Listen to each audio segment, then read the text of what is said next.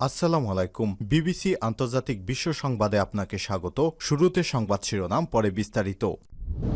বাংলাদেশের সর্বশেষ গুরুত্বপূর্ণ আপডেট সংবাদে আপনাকে স্বাগত। শুরুতেই সংবাদ শিরোনাম, পরে বিস্তারিত। প্রথমেই জানাবো আমাদের হাতে থাকা সর্বশেষ গুরুত্বপূর্ণ সবথেকে তাজা আপডেট সংবাদ। বদলে গেছে বিজিবি, চোখ রাঙাচ্ছে বিএসএফকে।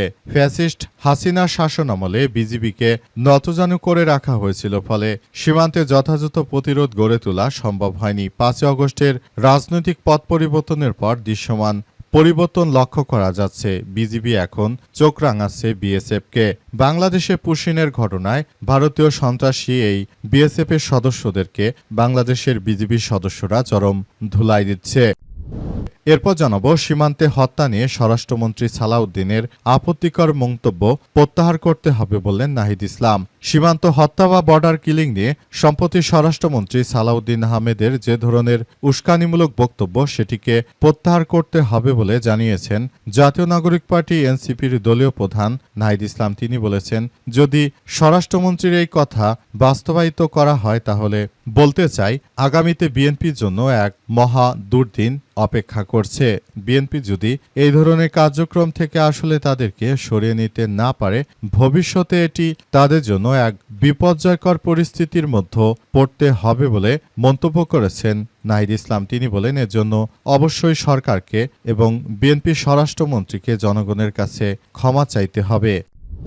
এদিকে জ্বালানি এবং বিদ্যুতের মূল্যবৃদ্ধির প্রতিবাদে খেলাফতে মজলিসের বিক্ষোভ। জ্বালানি তেল ও বিদ্যুতের মূল্যবৃদ্ধির প্রতিবাদে রাজধানীতে সমাবেশ ও বিক্ষোভ মিছিল করেছে খেলাফতে মজলিস। আজ দুপুরে খেলাফত মজলিস ঢাকা মহানগর উত্তরের উদ্যোগে উত্তরা রাজুক কলেজের সামনে এই বিক্ষোভ অনুষ্ঠিত হয়। বিক্ষোভ মিছিলটি আজমপুর মেইন রোড সহ বিভিন্ন এলাকা প্রদক্ষিণ করে।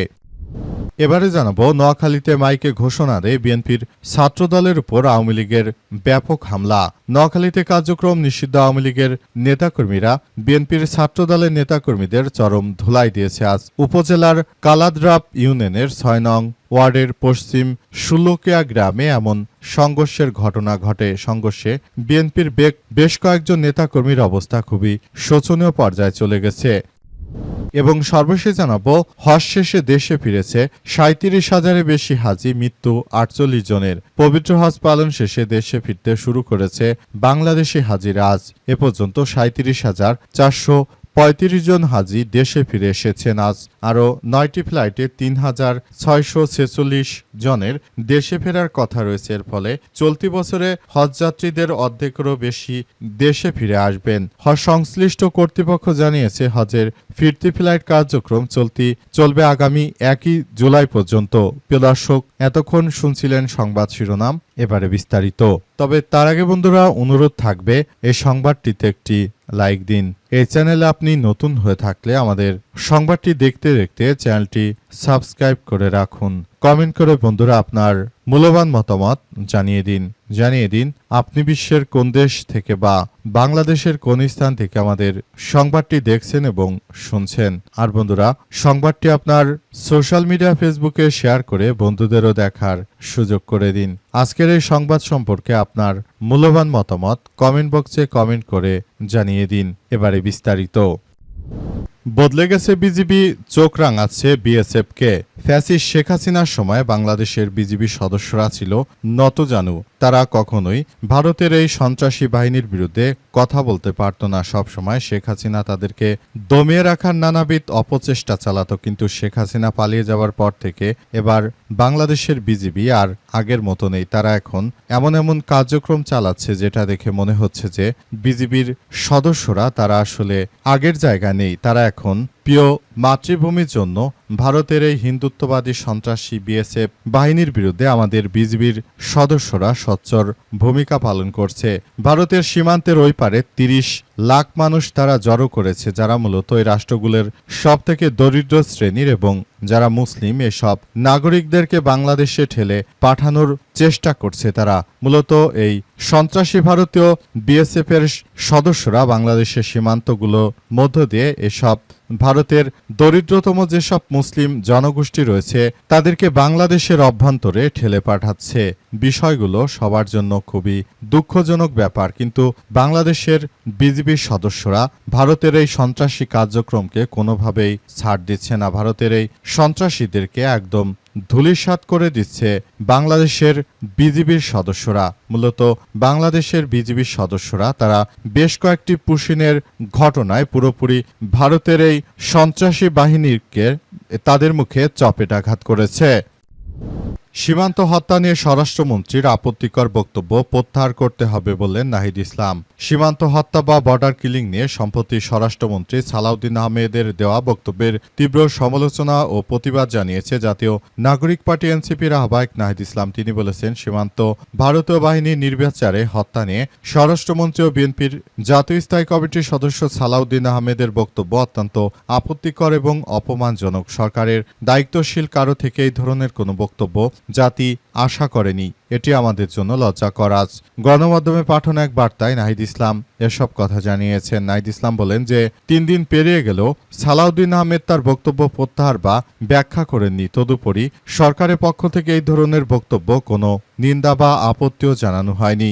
সরকারের পক্ষ থেকে এই ধরনের বক্তব্যের যেহেতু নিন্দা জানানো হয়নি, ফলে আমরা ধরে নিচ্ছি যে সীমান্তে হত্যাকাণ্ডের বিষয়ে সালাউদ্দিন আহমেদের বক্তব্যই সরকারের আনুষ্ঠানিক অবস্থানকে প্রতিফলিত করে। তিনি আরও জানান যে স্বরাষ্ট্রমন্ত্রী সীমান্তে হত্যা শব্দটির সংখ্যাকে সংকুচিত করে বরং সংকটটিকে খাটো করে দেখানোর চেষ্টা করছে। মূলত ভারতের হিন্দুত্ববাদীদের কাছে এই শিলং সালাউদ্দিন তিনি মূলত নতজানু হয়ে এসেছেন এবং বাংলাদেশটাকে তাদের হাতের মুঠোর মধ্যে ফেলে দিতে চান এবং ভবিষ্যতে বাংলাদেশটাকে একটি অস্থিতিশীল রাষ্ট্র হিসেবে প্রতিষ্ঠিত করতে চায় সালাউদ্দিনের মতো এই ধরনের ব্যক্তিরা। তাদের উদ্দেশ্য হচ্ছে যে আগামীতে তারা বাংলাদেশকে একটি ভয়ানক দুর্যোগপূর্ণ অবস্থার মধ্যে ফেলে দিতে চায় এই সন্ত্রাসী সালাউদ্দিন। মূলত তাদের অবশ্যই বাংলাদেশের সম্পর্কে অতটা দায়বদ্ধতা নেই, কারণ তিনি দেশে ফিরে এসেছেন যখন জুলাই আন্দোলন হয়ে গেছে, তখন জনগণের কাঁধে ভর করে যে জুলাই আন্দোলনে তারা প্রফিট নিচ্ছে, এর জন্য তাদের অবশ্যই জনগণকে এর জন্য জবাবদিহি করতে হবে জনগণের কাছে। জ্বালানি ও বিদ্যুতের মূল্যবৃদ্ধির প্রতিবাদে খেলাফতে মজলিসের বিক্ষোভ। জ্বালানি তেল ও বিদ্যুতের মূল্যবৃদ্ধির প্রতিবাদে রাজধানীতে বিক্ষোভ সমাবেশ ও মিছিল করেছে খেলাফতে মজলিস। আজ দুপুরে খেলাফতে মজলিস ঢাকা মহানগরী উত্তরের উদ্যোগে উত্তরা রাজুক কলেজের সামনে বিক্ষোভ মিছিল অনুষ্ঠিত হয়। বিক্ষোভ মিছিলটি আজমপুর মেইন রোড সহ বিভিন্ন এলাকায় প্রদক্ষিণ করে। সমাবেশে নেতারা জানিয়েছেন যে সরকারকে অনতিবিলম্বে তেল ও বিদ্যুতের মূল্যবৃদ্ধি সিদ্ধান্ত বাতিল করতে হবে, অন্যথায় সাধারণ মানুষ তাদের জীবনের তাগিদে রাজপথে নেমে আসতে বাধ্য হবে। তারা আরও জানান যে দেশে আইন শৃঙ্খলার চরম অবনতি হয়েছে, খুন, ধর্ষণ, চাঁদাবাজি ও সন্ত্রাসী দিন দিন বেড়েই চলেছে। সরকারের ঊর্ধ্বতন মহল এসব বিষয়ে কোনো পদক্ষেপ নিচ্ছে না। বক্তারা আরও জানিয়েছেন যে সীমান্তে ভারতীয় নাগরিককে বাংলাদেশে পুষিনের অপচেষ্টা কোনোভাবেই মেনে নেওয়া হবে না। খেলাফতে মজলিস ঢাকা মহানগর উত্তরের সভাপতি অধ্যাপক মাওলানা সাইফুদ্দিন আহমেদ খন্দকারের সভাপতিত্বে ঢাকা মহানগর উত্তরের সাধারণ সম্পাদক মাওলানা আজিজুল হকের সঞ্চালনায় এবং সমাবেশে প্রধান অতিথির বক্তব্য রাখেন কেন্দ্রীয় সহ সাংগঠনিক সম্পাদক শাহাবুদ্দিন আহমেদ খন্দকার। আরও বক্তব্য রাখেন মহানগর উত্তরের সহ সাধারণ সম্পাদক এনামুল হক জিশান, প্রশিক্ষণ সম্পাদক ডক্টর মাওলানা মাহমুদুল হাসান কিবরিয়া, শ্রমিক মজলিস ঢাকা মহানগর উত্তরের সভাপতি ইঞ্জিনিয়ার মতিউর রহমান, যুব মজলিসের কেন্দ্রীয় দপ্তর সম্পাদক মোহাম্মদ সালমান প্রমুখ। নোয়াখালীতে মাইকে ঘোষণা দিয়ে ছাত্রদলের উপর আওয়ামী লীগের হামলা। নোয়াখালীতে কার্যক্রম নিষিদ্ধ আওয়ামী লীগের মিছিলকে কেন্দ্র করে ছাত্রদলের কর্মী সমর্থকদের সঙ্গে সংঘর্ষে জড়িয়েছে আওয়ামী লীগ। আজ উপজেলার কালাদরা ইউনিয়নে ৬ নম্বর ওয়ার্ডের পশ্চিম সুল্লুকিয়া গ্রামে এমন ঘটনা ঘটে।